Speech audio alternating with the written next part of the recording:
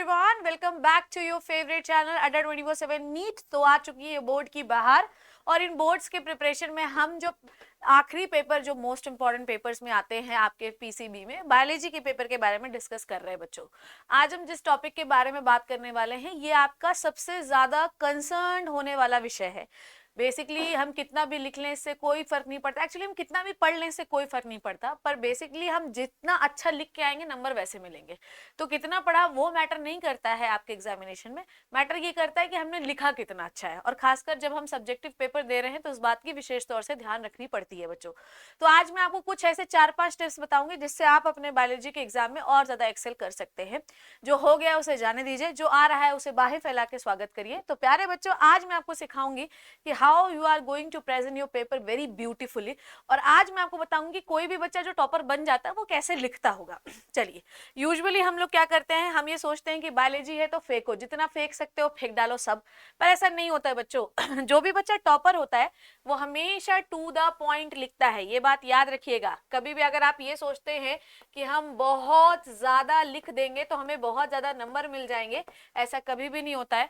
हमेशा आपको to the point answer लिखना होता है। जब भी आप आंसर लिख रहे हैं ध्यान से सुनिएगा, टू द पॉइंट का मतलब ये है, अब आप जब भी पॉइंट बना रहे हैं तो आप अपने पेपर में नंबर लिख लीजिए, जैसे 1 2 3 ऐसे नंबर लिख लीजिए, या आप एरो का इस्तेमाल कर सकते हैं या आप एस्ट्रिक्स का इस्तेमाल कर सकते हैं, जो आपका मन करे, पर हमेशा आपका आंसर पॉइंट में होना चाहिए। दूसरी बात, जब आप एक पॉइंट लिख रहे हैं फिर दूसरा पॉइंट लिख रहे हैं, मान लीजिए एक पॉइंट के बाद दूसरे पॉइंट, मान लीजिए एक ही लाइन का, तब तो लाइन छोड़ने की जरूरत नहीं, पर अगर मान लीजिए कि हमारा पहला जो पॉइंट है वो 3 लाइन का है, ठीक है, तो हमें उसके बाद एक लाइन छोड़ना जरूरी है, उसके बाद ही दूसरा पॉइंट आप शुरू करेंगे, ठीक है।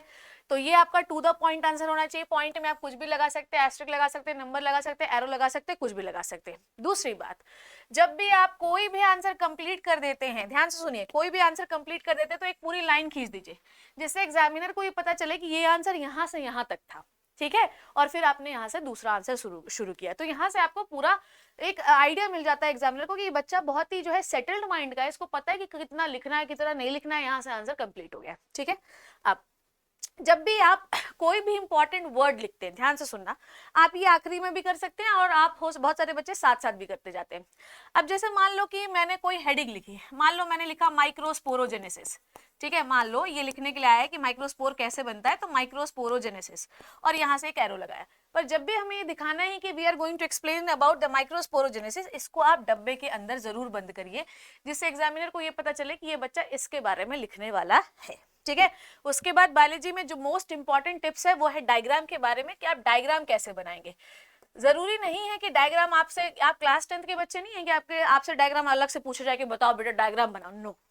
पर कई बार ना कहने वाली चीजें भी जो है कह रही होती हैं। अब अगर मान लीजिए आपसे बोला है कि चलिए लिखिए एंथर की 4 लेयर्स के बारे में, तो आपको एंथर का डायग्राम बनाना पड़ेगा।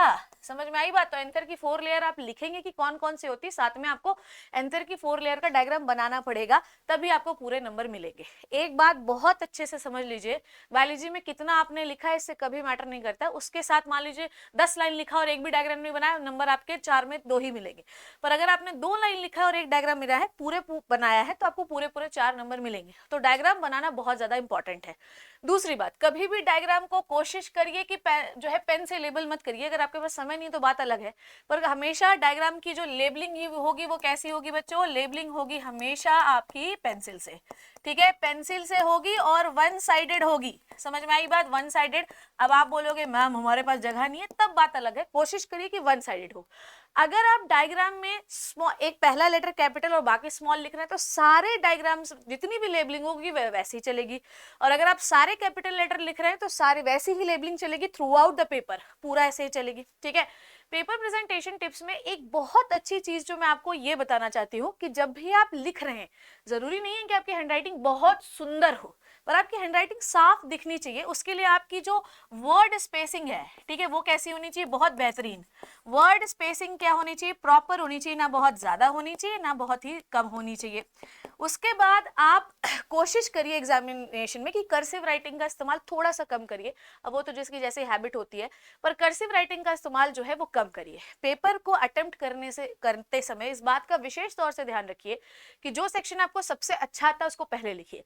अब आपको बोला बोलो मैम हमको लॉन्ग आंसर सबसे अच्छा आता है, लॉन्ग आंसर बहुत टाइम टेकिंग होते हैं, तो हमेशा ऑब्जेक्टिव्स को पहले जो है तो आप अटेम्प्ट करिए। नाउ एक चीज जो मैं आपको ऑब्जेक्टिव अटेम्प्ट करने के दौरान बता रही हूँ, मान लीजिए कि आपने क्वेश्चन 1 का आंसर लिखा है जो कि ऑब्जेक्टिव है, तो इसका आंसर कैसे लिखेंगे आप, आंसर कैसे लिखेंगे, डब्बे के अंदर। मान लीजिए इसका आंसर है ए, तो प्रॉपरली ए लिखिए, ए के आगे मान लीजिए आंसर दिया हुआ है, मान लो ओवरी दिया हुआ है, तो आप प्रॉपरली ऐसे डब्बे के अंदर आंसर लिखो ताकि एग्जामिनर को दिखे कि भैया इसने 20 जो है ऑब्जेक्टिव सॉल्व किए और इनका आंसर ये है। I hope this is clear. एक बार जब पूरा पेपर खत्म हो जाता है, ध्यान से सुनना मेरी बात, एक बार जब पूरा अच्छा मान लो कि 3 लाइन बची हुई है, तो उसमें कभी भी नया आंसर नहीं शुरू करेंगे, नया आंसर हमेशा नए पेजेस से ही शुरू होगा। पर अगर मान लीजिए 4 से 5 लाइन छूट गई और आप वहां से नहीं शुरू करना चाह रहे तो PTO, ठीक है, आपको ये लिखना बहुत जरूरी है, नहीं तो एग्जामिनर को लगेगा कि ये पेपर एंड हो चुका है, ठीक है। उसके बाद हमेशा, बहुत भले ही आपके एग्जामिनेशन में ब्लू और ब्लैक दोनों ही पेन अलाउड है, पर आपको लिखना सिर्फ और सिर्फ ब्लू पेन से ही है, ओनली ब्लू पेन, ठीक है, ये बात याद रखिए कि सिर्फ ब्लू पेन से लिखना है और बॉल पेन का इस्तेमाल करेंगे, जेल पेन का इस्तेमाल नहीं करेंगे क्योंकि बॉल पेन की स्पीड कंपैरेटिवली ज्यादा होती है। लास्ट की टिप मैं आपको बता देती हूँ, जब आपका पेपर एक बार कंप्लीट हो जाए बच्चों, एक टॉपर की हैक बता रही हूँ, टॉपर आदमी टॉपर कैसे बनता है। अगर मान लो कि उसने कोई भी एक लाइन लिखी, ठीक है, देखो मान लो वो ओवरी के बारे में लिख रहा है, ओवरी प्रोड्यूसेस 2 हॉर्मोन्स, ठीक है, 2 हॉर्मोन्स, ओके, तो इसमें मुझे 2 hormones, number 1 is the progesterone, number 1 is the progesterone and second 1 is the oestrogen. अब देखो मैंने तो अलग अलग पेन से लिखा तो तुम्हें दिख रहा है, पर तुम तो ब्लू ही पेन से लिखोगे, अब हमें दिखाना एग्जामिनर को, तो बेटा ये चीज हाईलाइट करना बिल्कुल भी ना भूलिएगा। आपका पेपर बड़ा है तो आप साथ साथ हाईलाइट करते जाइएगा, हाईलाइट करना एक सबसे इंपॉर्टेंट चीज है किसी भी बच्चे के टॉपर बनने में, हाईलाइट जरूर करिए ताकि एग्जामिनर की नजर जो है ना चाहते हुए भी उस जगह पर जाए जहां पर आप उसे दिखाना चाह रहे हैं। क्लियर है। कभी भी आंसर छोटा मत दिखाइए, अगर 4 नंबर का है तो थोड़ा बड़ा दिखाने की कोशिश करिए जिससे एग्जामिनर को लगे कि आपका सब आता है। पेपर प्रेजेंटेशन टिप्स में हमेशा गैपिंग अच्छे रखिए जिससे आपका जो आंसर है वो साफ सुथरा दिखे। मान लीजिए कि अगर आपको कोई आंसर बिल्कुल नहीं बन रहा है, ठीक है, तो कभी भी उसको पॉइंट्स में मत लिखिए, उसको हमेशा पैराग्राफ में लिखिए। ये बात मैं आपको कई बार बताती हूँ, पैराग्राफ में चीजें जो होती हैं वो मेसी हो जाती है जिसकी वजह से समझ में नहीं आता कि क्या लिखा है। पॉइंट्स में अगर आप लिख देंगे गलत आंसर तो एग्जामिनर समझ जाएगा कि ये चीज गलत है। तो अगर नहीं आता है तो पैराग्राफ में लिखना है और अगर अच्छे से आता है तो ओनली पॉइंट्स में लिखना है। कभी भी नहीं आते हुए आंसर को शुरू में नहीं लिखना है, बीच में लिखना है और आखिरी में अच्छा आंसर लिखना है, तो इससे जो है डाइल्यूशन चलता रहता है। अब मैंने आपको इसलिए बताया कि जरूरी नहीं कि हम हर दिन जो है एक जैसा ही रहे, कभी बन सकता है कभी नहीं बन सकता है, पर मैं कोशिश यही रहेगी कि सारा बन जाए। सो ये है आपकी कुछ पेपर प्रेजेंटेशन टिप्स जो आपको बायोलॉजी के एग्जामिनेशन के दौरान फॉलो करनी चाहिए। और नॉट इवन द बायोलॉजी बेटा, ये पेपर प्रेजेंटेशन टिप्स आपको जिंदगी भर फॉलो करनी है जब तक भी आप कोई भी सब्जेक्टिव एग्जामिनेशन दे रहे हैं। I hope you learn and enjoyed the video. I hope आपको जो मैंने आज समझाया वो आप फॉलो करेंगे एंड आई होप कि आप बायोलॉजी में टॉप करेंगे। थैंक यू सो मच बच्चों, अपना बहुत बहुत ध्यान रखिए, पढ़ते रहिए, बाय बाय।